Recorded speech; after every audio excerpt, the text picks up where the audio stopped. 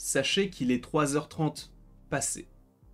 Et que dans l'état actuel des choses, nous avons eu toutes les récompenses des Oscars 2024. Et on est là présentement afin de revenir sur les vainqueurs, les lauréats, les nommés, etc. en fonction des catégories. Alors bien sûr, il y aura des catégories où on n'aura rien à dire, hein. Par exemple, meilleur montage. Je ne saurais pas vraiment quoi vous dire, sachant qu'en plus de ça, je n'ai pas vu tous les films. J'ai vu à peu près, on va dire, allez, entre 60 et 70% des films. Pour le reste, bien sûr, je n'aurais pas forcément grand-chose à dire, mais c'est aussi l'occasion eh bien, de faire un petit récapitulatif de tous les vainqueurs. Et on va commencer tout de suite avec la meilleure écriture, le meilleur scénario original. Sachez que si vous ne voulez pas vous fatiguer avec cette vidéo, ce que j'entends, mais alors totalement, je le comprends totalement, sachez, bon, c'est peut-être pas forcément la solution la plus optimale, c'est pour ça que je vous inviterai à rester devant cette vidéo, mais sachez que je vous ai fait des toutes petites vidéos, donc des shorts, qui sont disponibles depuis cette nuit, en tout cas moi depuis quelques minutes, puisqu'il est actuellement 3h39 du matin. Eh bien, sachez qu'il y a donc des shorts en fonction de la catégorie. Je n'ai pas fait toutes les catégories, je n'ai pas fait documentaire, je n'ai pas fait court-métrage, etc. On est resté sur les catégories qui, moi, m'intéressaient le plus. Et tout simplement, on va s'arrêter là, puisque, vous le voyez, meilleure écriture, du coup, meilleur scénario original, c'est Anatomie d'une chute, avec, du coup, Justine Triet et Arthur Harari, qui ont tous deux remporté l'Oscar. Pour rappel, Anatomie d'une chute est un film français. Et c'est juste génial, je suis vraiment trop content de cet Oscar, sachant qu'en plus Anatomie d'une chute était pas mal nommé. Je crois que c'est le seul Oscar qu'ils ont reçu, mais c'est quand même un Oscar, tu vois, en face de Bradley Cooper, en face de Past Lives, bref. Ensuite, on est sur scénario adapté avec American Fiction, qui donc a reçu cet Oscar-là. Un film où on retrouve Jeffrey Wright ou encore Sterling K. Brown, qui est un acteur que j'adore, que j'ai découvert pour la première fois dans la série This Is Us, qu'on a revu dans Black Panther.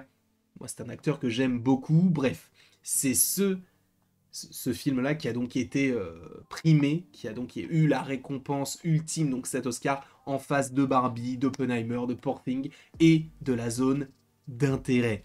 Ce qui n'est pas rien en soi. Et je trouve que... je ne peux pas vraiment donner mon avis sur le film, puisque en vrai... non, j'allais dire c'est le seul film que je n'ai pas vu, mais non, sur les 5, il y en a 3 que je n'ai pas vu, puisque j'ai failli regarder Poor Things, mais il y a eu un enchaînement de choses qui ont fait que je n'ai pas pu le regarder.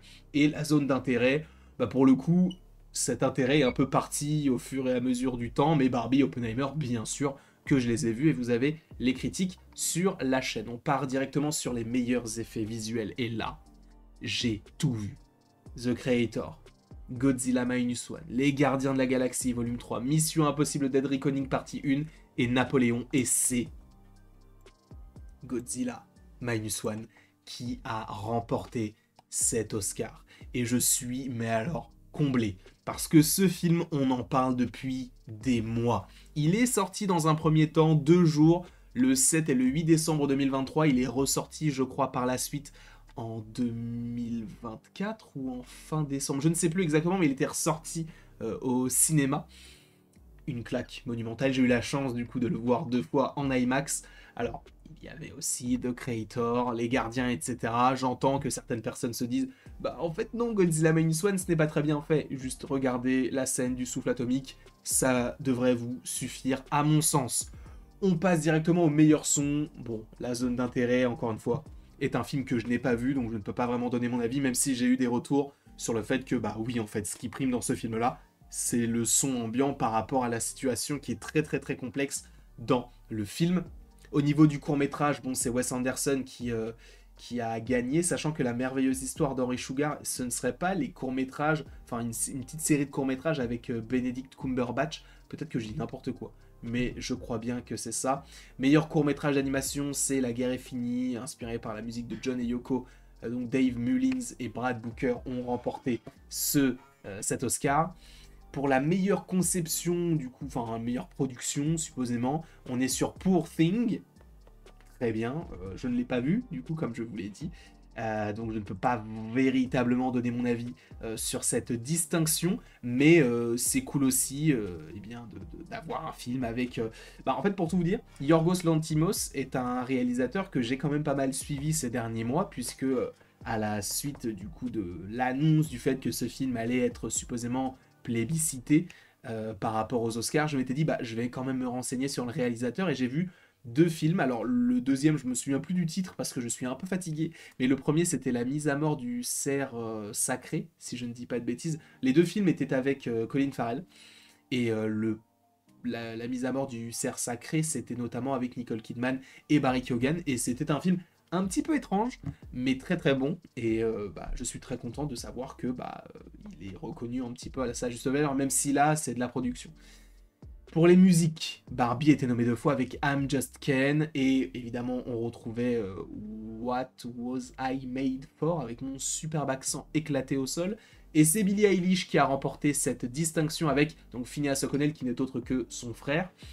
Et pour le coup, j'ai été l'un des plus grands écouteurs de la plateforme Spotify sur Billie Eilish. Pourquoi ? Parce que je faisais partie des 0,01% des gens qui écoutaient le plus Billie Eilish, parce qu'en fait, tous les soirs avant de m'endormir, j'écoutais cette chanson-là.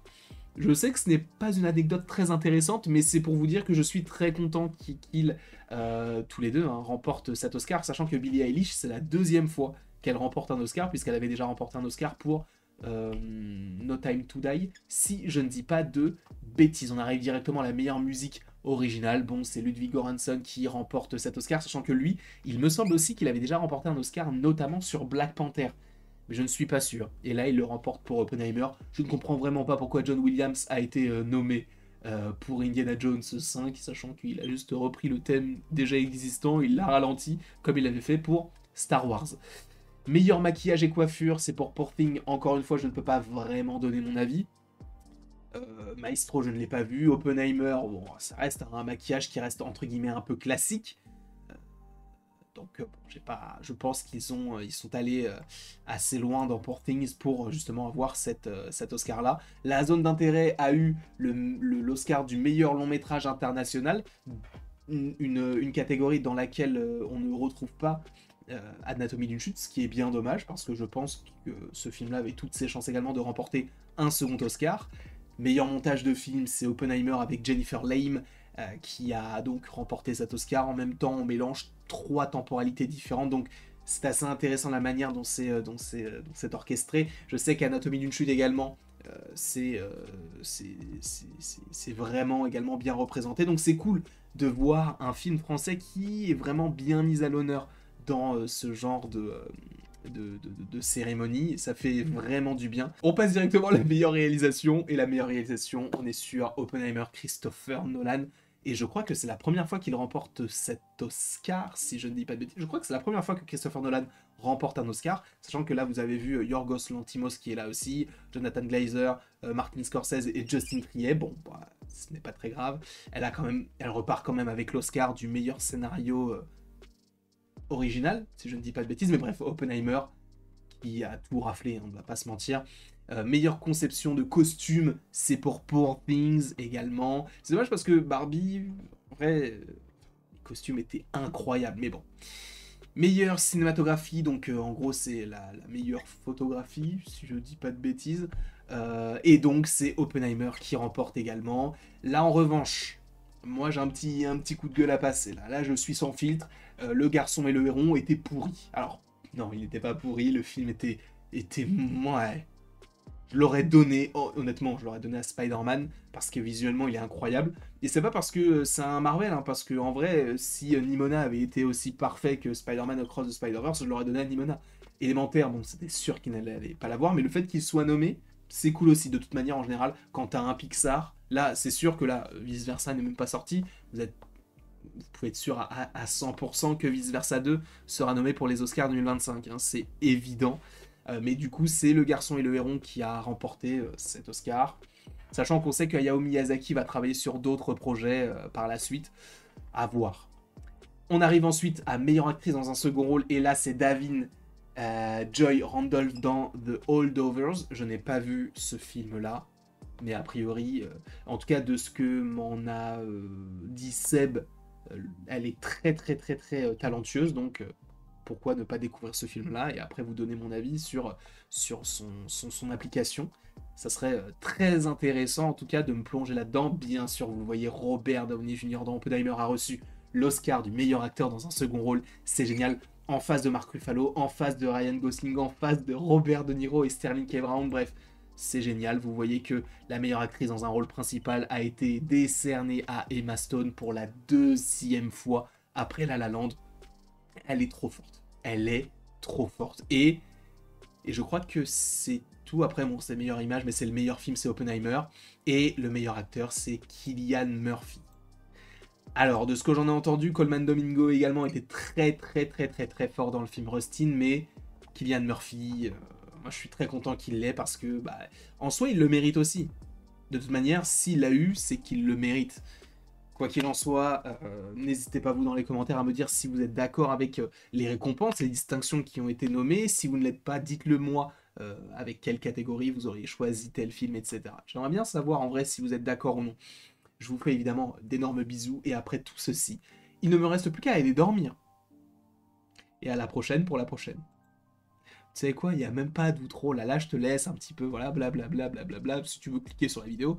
Et à bientôt.